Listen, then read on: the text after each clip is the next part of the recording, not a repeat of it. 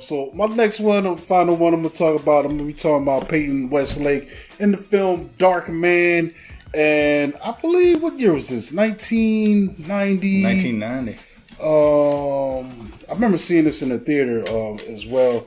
Yeah, 1990, Sam Raimi film, Evil Dead, Spider-Man 2 fame. This film stars Liam Neeson. In this film, thugs employed by a crime boss, they assault Dr. Peyton Wilder, played by Neeson, leaving him psychologically, physically scarred, and they destroy his research and pretty much his life, man. So he becomes horribly disfigured.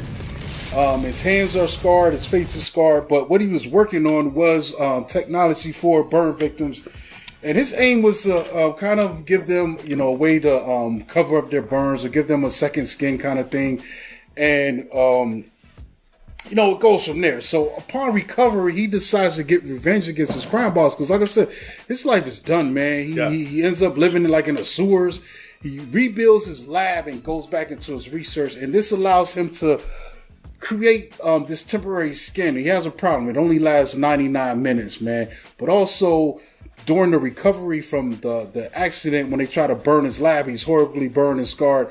But the doctors did this procedure to stop his pain, pretty much severed his nerves. So he doesn't feel no pain, which kind of gives him, in a way, almost superhuman strength and stuff, because he's not feeling the physical things that will hold us back physically. He doesn't feel any of that, man. You can shoot him, you can stab him. As long as you don't hit nothing vital, he's going to keep coming at you. Ain't no ouching going on. Yeah, and so essentially, he becomes Batman. And I think what's cool about this film, it's a comic book type film. He's pretty much Batman, but he's using his technology. He's able to do the skin, but he's got 99 minutes. So what's cool about it, he can imitate some of what's my man's name? Robert G. Durant, Dr. Giggles. Dr. Giggles, man. Shout out to him, man. This is another one where I think the villain makes this, played by Larry Drake, rest in peace. And he's so good as a bad guy in this book.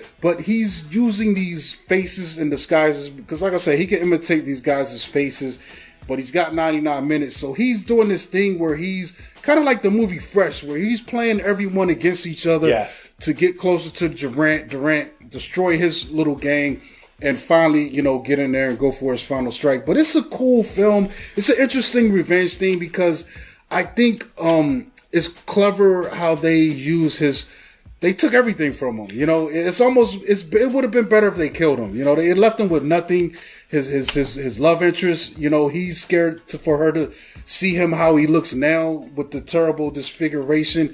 And he uses that to fuel him. It becomes a rage. At first, he's really sad for himself, but then he becomes a rage that fuels him in his pursuit for revenge. You know what I really like about this is it kind of hits to me almost like watching the Invisible Man be a superhero. Mm-hmm. You know what I'm saying? Like even when he's wrapped up with all the ace bandages on his face, or the ability to change his face, or even with when he has a face on, it only lasts for a certain amount of time. Mm-hmm. The way he maneuvers, I was like, man, this is like the Invisible Man conceptually, but just taking like you said, like a comic book approach. Very, very cool, very, very well done and well structured film. Definitely one of my personal favorites from my early childhood. Yeah, definitely. Yes.